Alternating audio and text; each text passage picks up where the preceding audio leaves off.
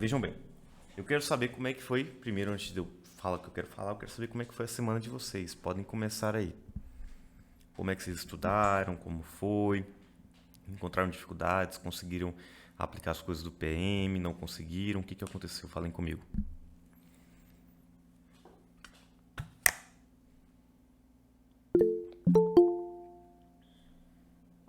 Pode falar, Gui. Bora lá, né? Uhum, Pô, mestre, deu tudo certo, tá ligado, cara? Consegui terminar, né?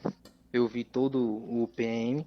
Cometi o erro de deixar o SQJ por último, tá? E não me julgue, viu? Não venha me julgando. já tô julgando.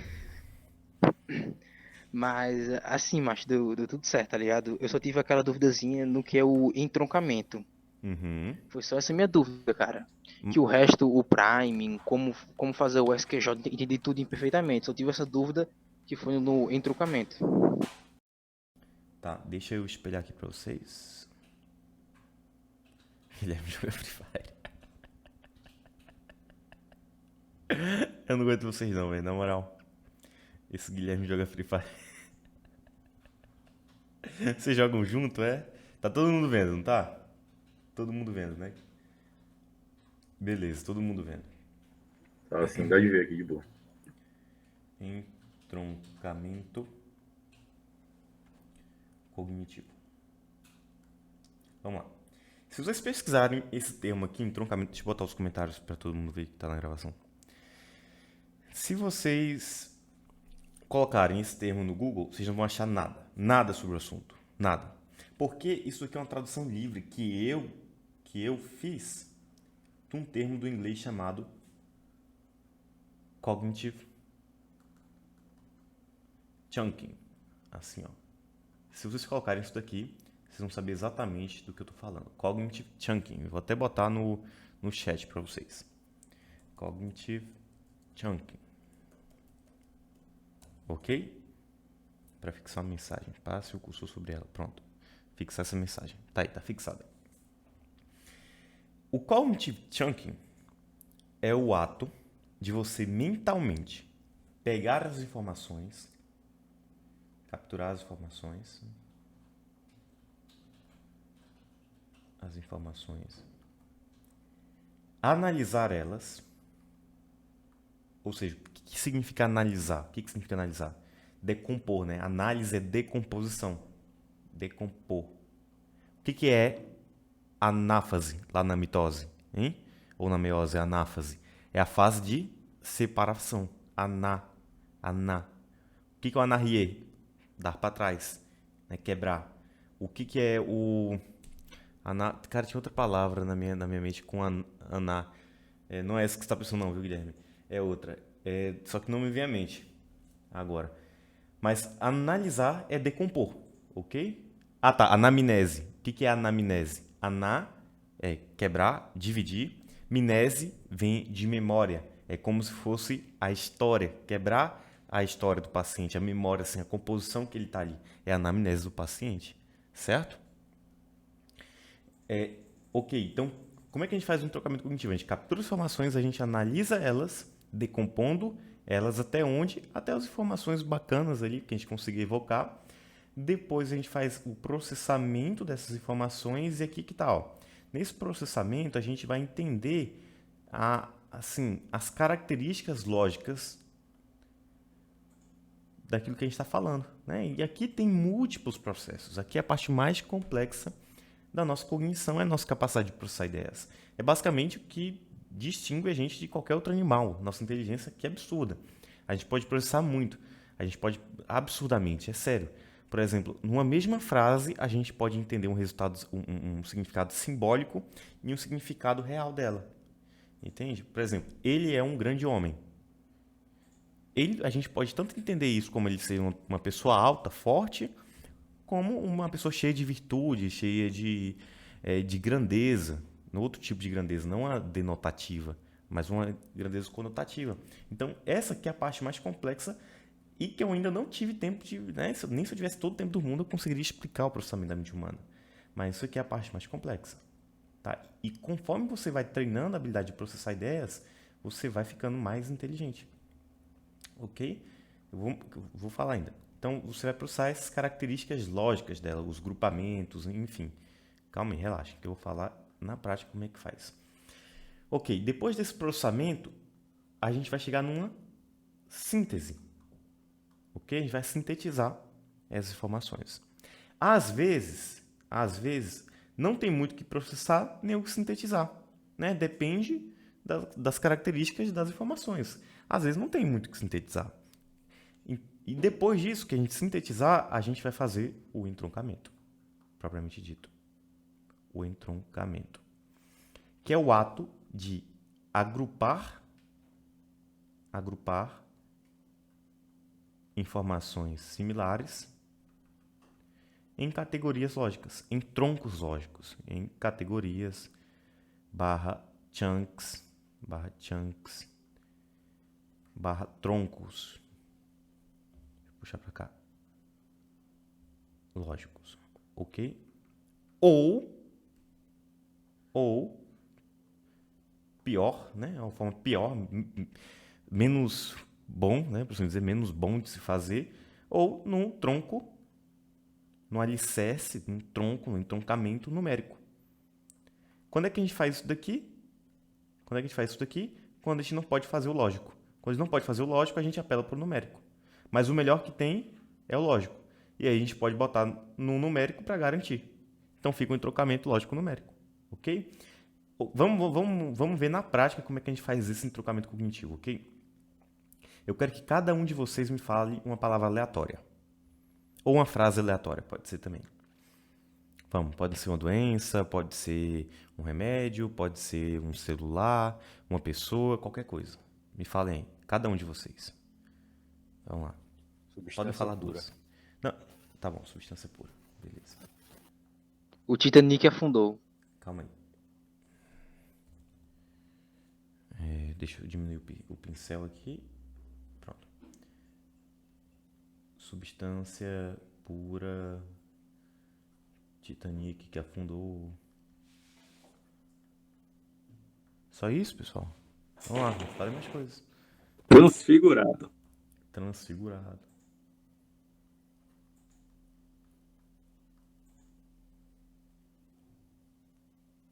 Trembolona. Boa. Finalmente falou alguma coisa que presta, cara. Trembolona.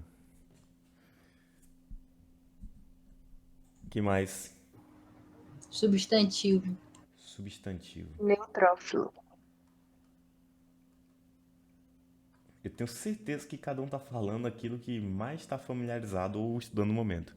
Há pouco quem tá. Ah, então apelou, cara. Mas é bom. É bom ter colocado isso porque vai levar a gente a algumas nuances aqui do entrocamento cognitivo. Tem só 7.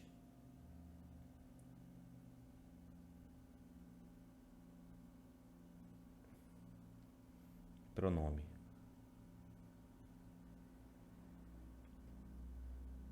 Vai, me dê mais, sei lá, 3 aí, vai. Neurotransmissor. Neurotransmissor. Esquizofrenia.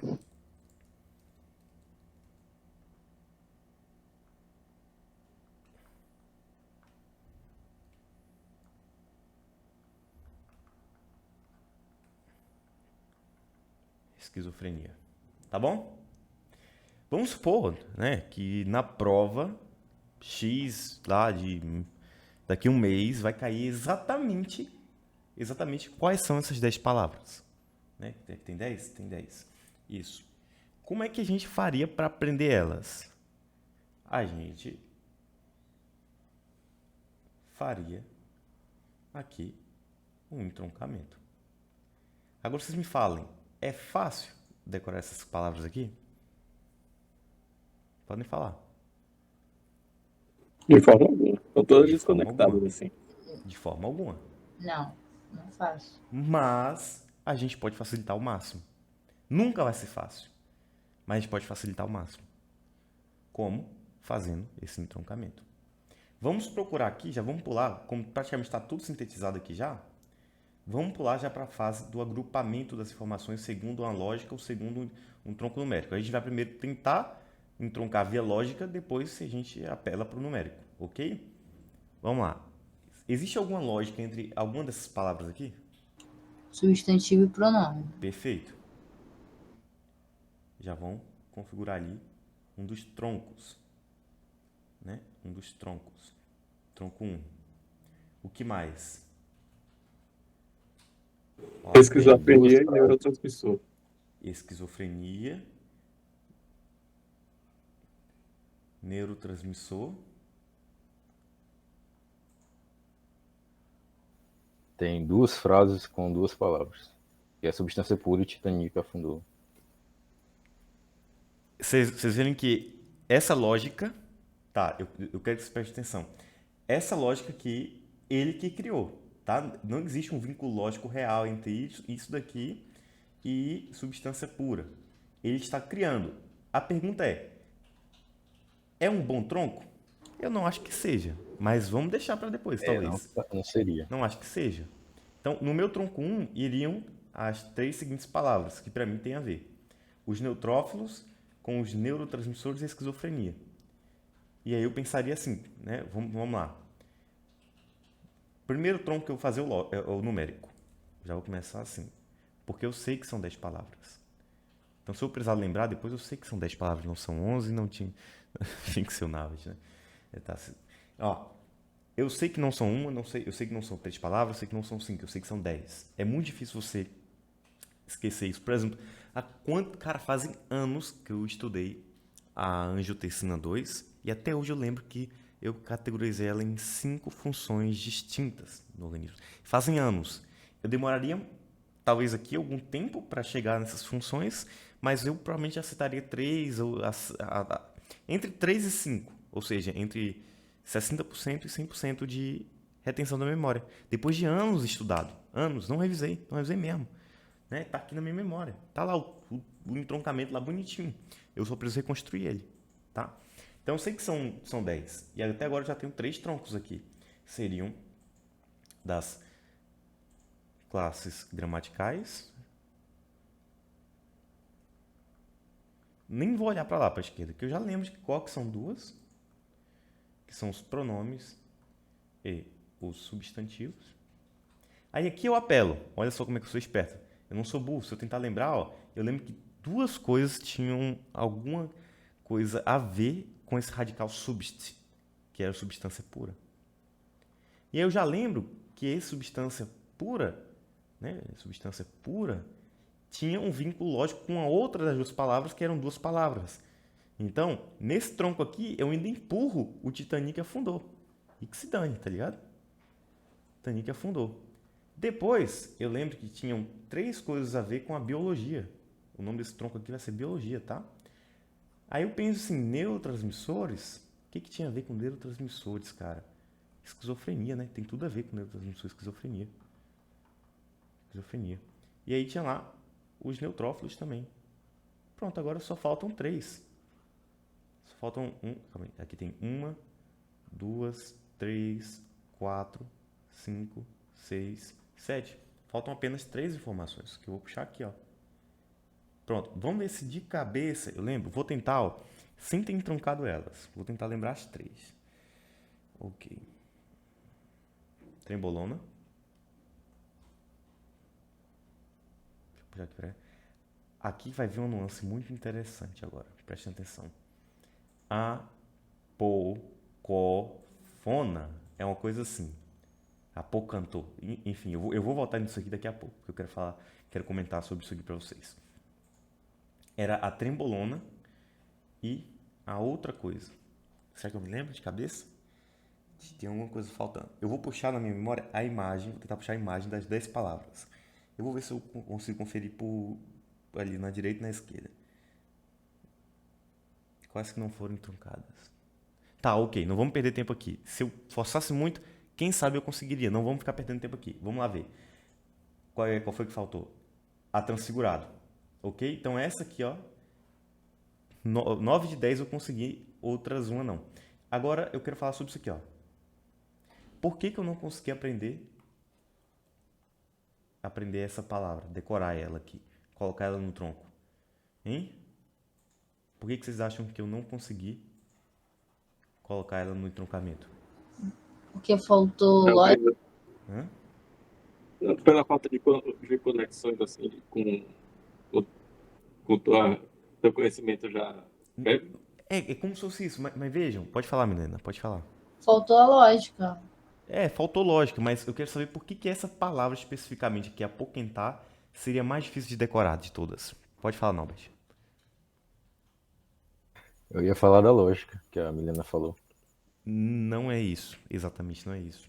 É porque, para mim, cada uma dessas palavras aqui são um chunk de informação. São como se fosse uma informação inteira. Quando eu penso em substância pura, eu não penso substância mais pura, eu penso substância pura. Quando eu penso aqui em Titanic, não, Titanic são duas porque realmente são duas coisas distintas. Trembolona, eu não penso tremble mais lona. Eu não penso neuro mais transmissor. Eu não penso subst mais tantivo. Para mim, cada uma dessas coisas aqui são uma coisa só, certo? São um signo só.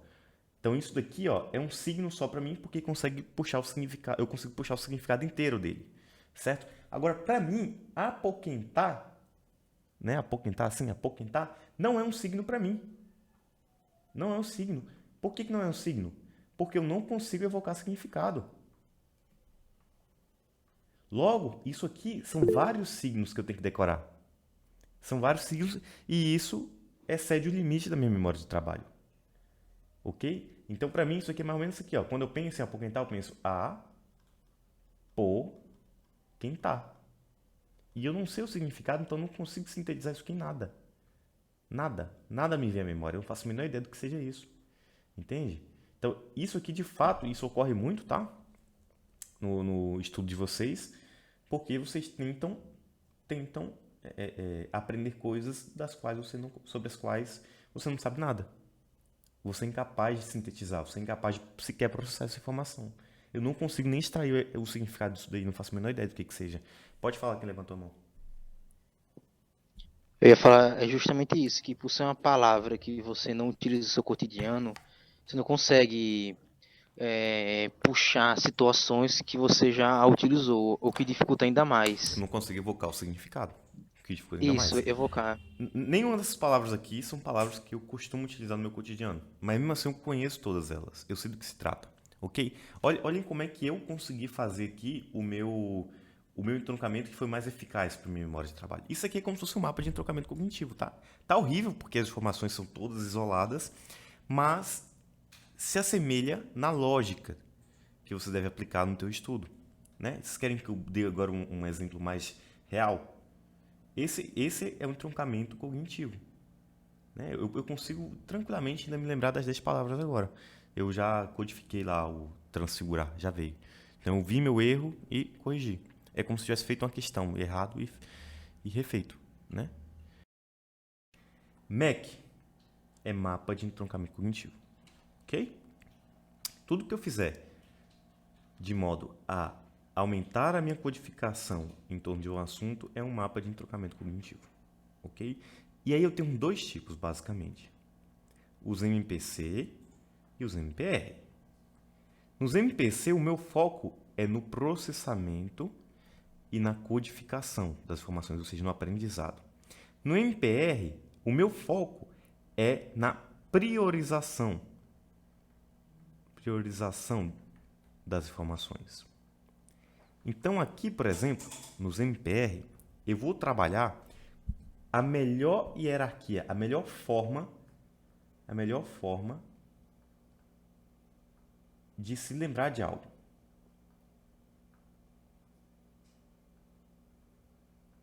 Eu vou estar... Como é que eu estou fazendo esse MPR? Eu estou pegando os MPCs que eu fiz e eu estou polindo eles.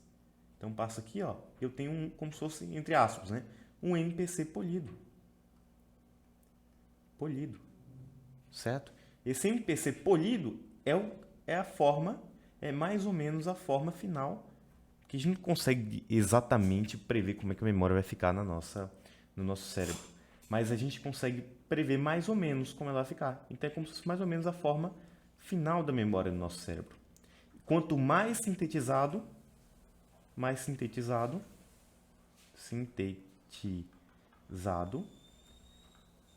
maior a retenção. Quanto mais bem organizado e hierarquizado, melhor a retenção, certo?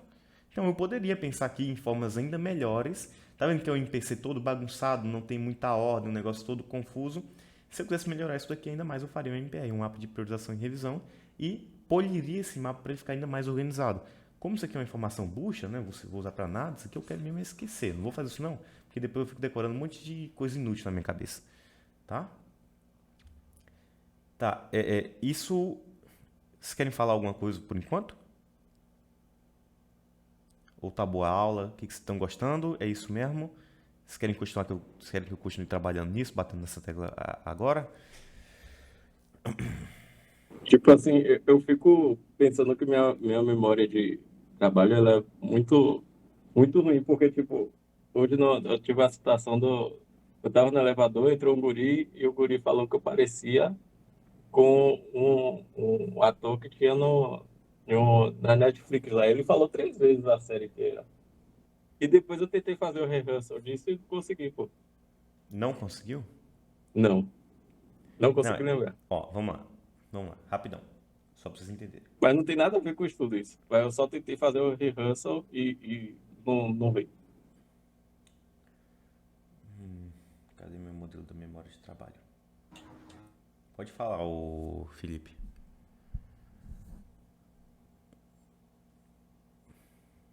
Vamos lá.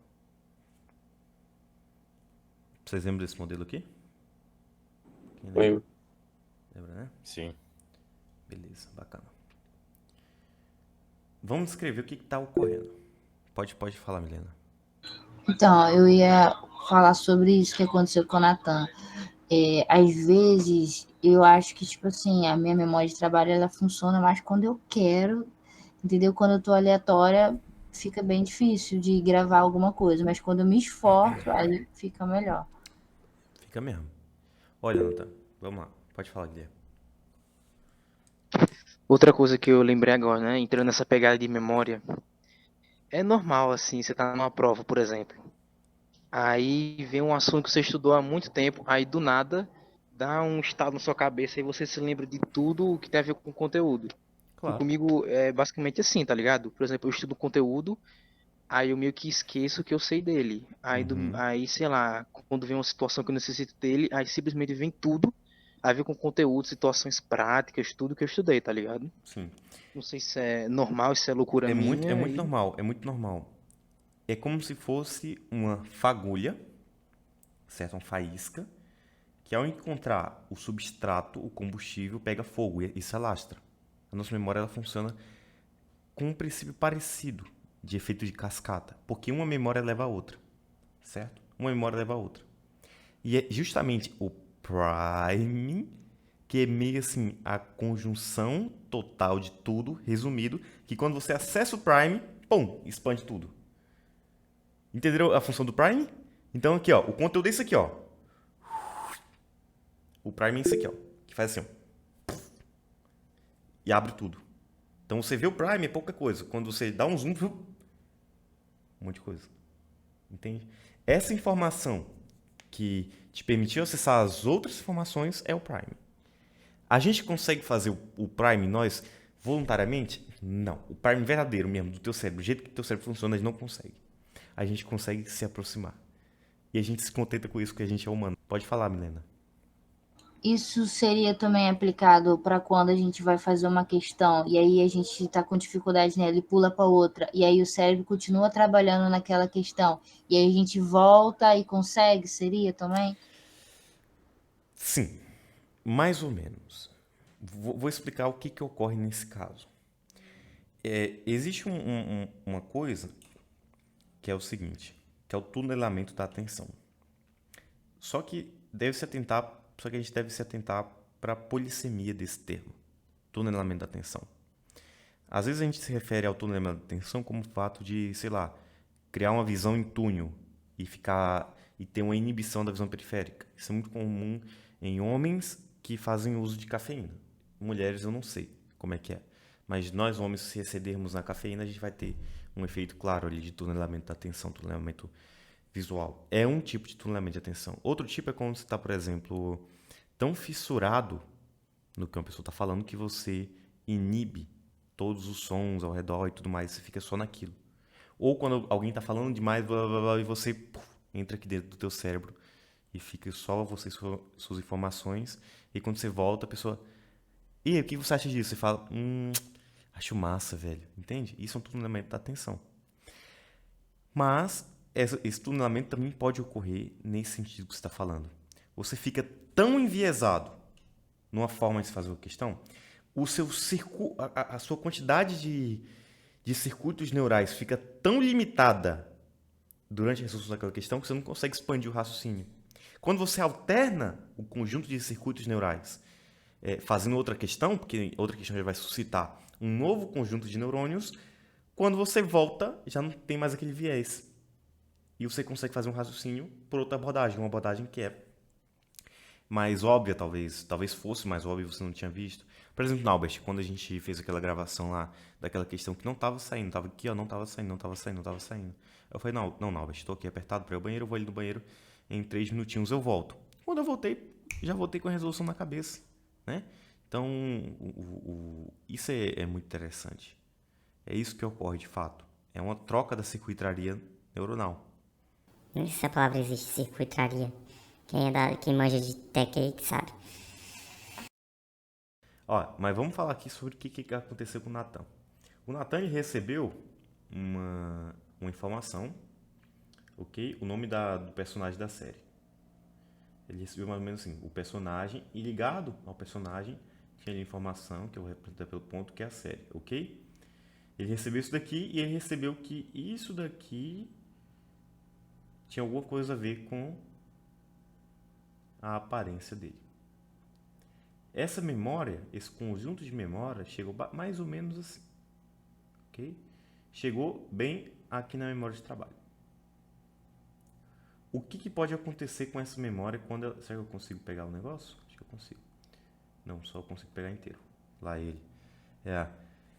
Então, o que acontece com essa memória quando ela chega aqui? Eu vou representar essa memória assim, tá? Vou representar aquela memória inteira assim. Ela tem uma série, um amplo contingente de possibilidades. Ela pode ficar sendo reciclada aqui voluntariamente, né? Ficar martelada, num processo que a gente chama de rehearsal. Isso aqui foi o que o Nathan falou, ele falou errado. O rehearsal é eu pegar essa informação que chegou e ficar girando ela na minha memória. Por exemplo, se eu me falar uma palavra, sei lá, tiroteio, que o Felipe falou ali. Tiroteio. Assim que eu cessar o estímulo para a nossa memória fazer o rehearsal, isso daqui vai ser descartado. Tá? Vai ser sumariamente jogado no lixo. E foi o que aconteceu com o Nathan.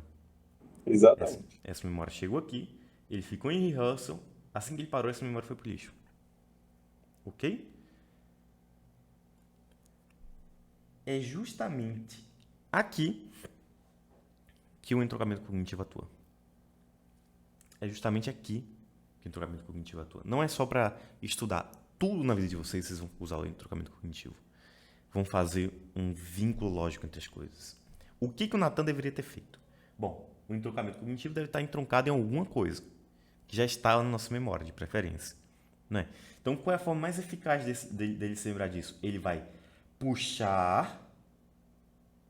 Deixa eu colocar outra cor. Ele vai puxar uma memória que ele já tinha, certo?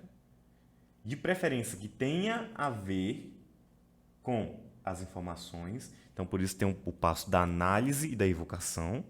Ele vai evocar essa informação, vai adicionar a nova.